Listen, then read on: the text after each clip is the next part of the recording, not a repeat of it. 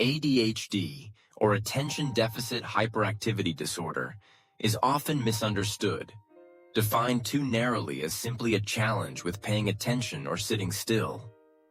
But to truly grasp ADHD is to look beyond these surface symptoms and recognize it as a unique way that the brain is wired, a mode of operating that involves profound differences in attention, motivation, emotional regulation, and how we interact with the world. Throughout this journey, we'll move past stereotypes and explore not just the hurdles ADHD presents, but the deep strengths that can emerge from learning to live authentically with it. First, let's ground ourselves in what ADHD actually is. Think of your brain as a complex orchestra, where the executive functioning system acts as the conductor. Executive function guides planning, prioritization, impulse management, and the smooth switching between tasks. In ADHD, differences in the brain's communication, most notably involving the neurotransmitters dopamine and norepinephrine, mean the conductor sometimes misses cues or skips beats. This isn't about a lack of intelligence, motivation, or effort. Rather, it's a neurodevelopmental difference that manifests in distinct patterns of thinking and behavior. ADHD isn't rare, but it's often hidden in plain sight. About 5% of children and up to 2.5% of adults are diagnosed worldwide, but many go undiagnosed, especially girls and women, or those whose symptoms don't fit the classic picture of hyperactivity. There are three primary presentations: inattentive, where spacing out, forgetfulness, and organizational difficulty predominate; hyperactive impulsive, where restlessness, fast talking, and impulsivity stand out, and combined, where both are present. Yet within these categories is vast diversity, shaped by personality, environment, comorbidities like anxiety or dyslexia, and even coping mechanisms developed over a lifetime. Let's take a closer look at the nuanced signs of ADHD, many of which can be misconstrued. Someone with the inattentive type may spend hours lost in thought, their mind leaping from idea to idea, leaving tasks half-finished not due to laziness, but because novelty is a driving force. You might notice frequent misplacement of keys or glasses, missed appointments, or painstaking difficulty starting on tasks that don't offer immediate rewards. For some, this leads to self-criticism or shame, especially in environments that emphasize linear productivity. With hyperactive impulsive ADHD, signs often translate into ceaseless fidgeting, tapping, or a need to move, a body expressing the internal charge of mental restlessness. Impulsiveness may result in blurting out answers, interrupting, or making sudden decisions, like splurging on a purchase or booking an impromptu trip, sometimes with regrets that follow. In adults, hyperactivity is less usually physical and more an internal buzz, a feeling of never being able to fully relax. Then there's the emotional landscape. ADHD is strongly linked to emotional dysregulation. The quick flare of frustration over a minor misstep, the surge of enthusiasm that fades before a task is done, or a vulnerability to overwhelm in crowded or chaotic environments. These responses aren't simply bad moods or character flaws. They reflect the brain's circuitry responding disproportionately to daily events. If any of these patterns feel familiar to you or someone you care for, recognize that simply naming and acknowledging them is a transformative first step. Many people with ADHD find power in understanding, the realization that their struggles are not moral failings but reflections of neurological diversity. Now let's address common challenges, focusing not just on the barriers, but on practical, empowering strategies uniquely suited for ADHD brains. The first significant challenge is sustaining attention in a world built for continuous self-directed focus. For many with ADHD, attention is intensely interest-based. If something is novel or urgent, focus flows almost effortlessly, but if the task is repetitive or mundane, the mind wanders. One proven technique is the 2-minute rule. Tell yourself you'll work for just 2 minutes, making the task seem bite-sized and approachable. Pair this with a sensory anchor, perhaps a scented candle, a textured object you can hold, or a specific piece of instrumental music playing in the background. These cues signal to your brain that it's time to shift into focus. Studies have shown that such environmental associations can ease the transition into a task, reducing the friction of getting started. Time management is another crucial arena. People with ADHD often experience time blindness. The present feels all-consuming, and estimating how long tasks will take or remembering future commitments can be elusive. Visual aids are game changers here. Color-coded calendars on the wall, time-blocking apps, or alarms remind you of your schedule. Another tip: embrace the one-touch rule. Act on simple tasks as soon as they arise.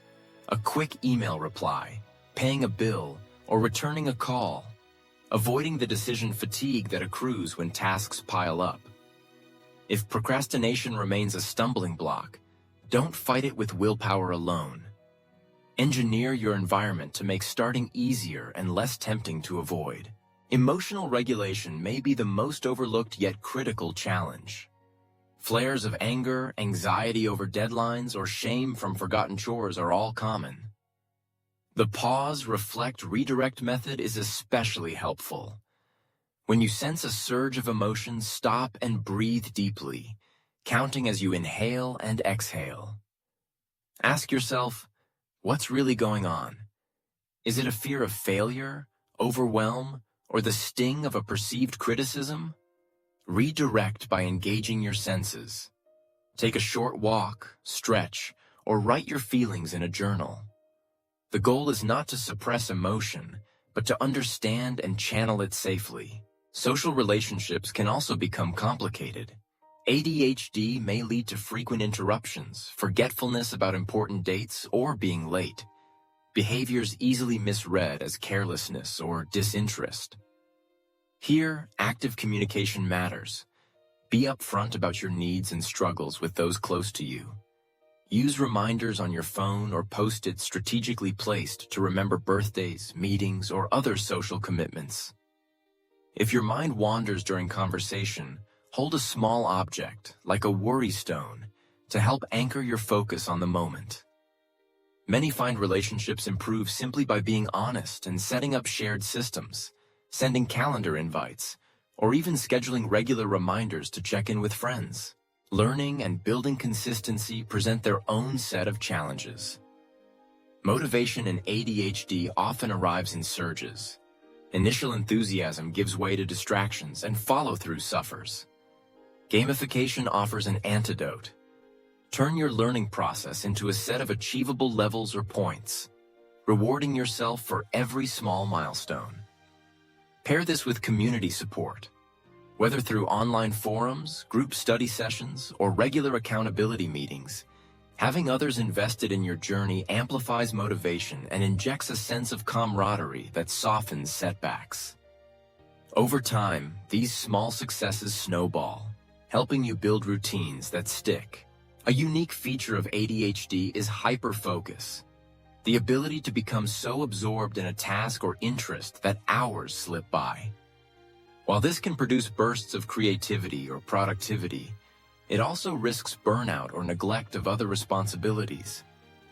To harness hyperfocus without letting it run wild, set explicit boundaries. Use a timer to work in 90-minute blocks, scheduling breaks to stand, stretch, eat, or simply rest your eyes. Frequently ask yourself, am I running out of fuel? If so, it's time to step away. Build rituals that signify the start and end of focus periods, signaling to your brain when to go deep and when to come up for air.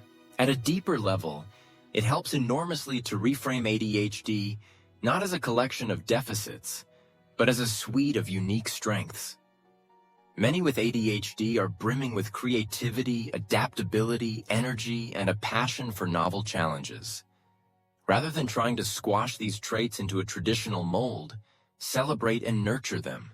For instance, what some call distractibility may in fact be the raw material for innovation, a mind that makes unlikely connections and sees possibilities others miss.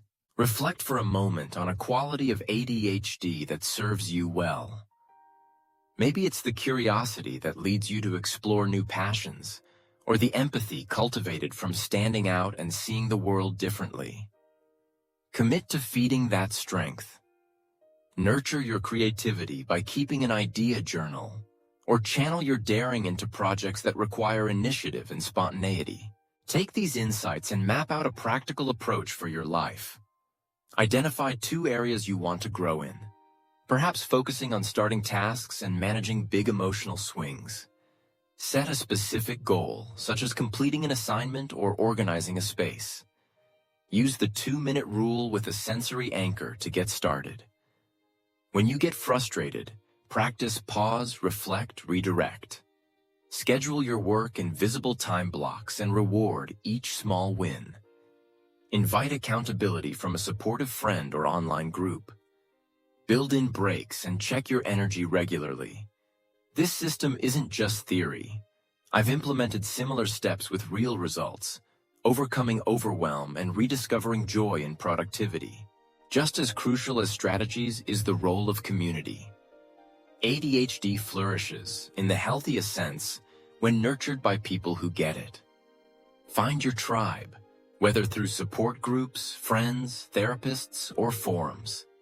Their encouragement, understanding, and shared wisdom can turn the journey from a solitary struggle into a collective triumph. In closing, remember that living with ADHD is not about overcoming every challenge alone. It is about developing self-compassion, harnessing creative adaptations, and seeking allies for the path. With the right understanding and tools, ADHD is not merely something to be managed.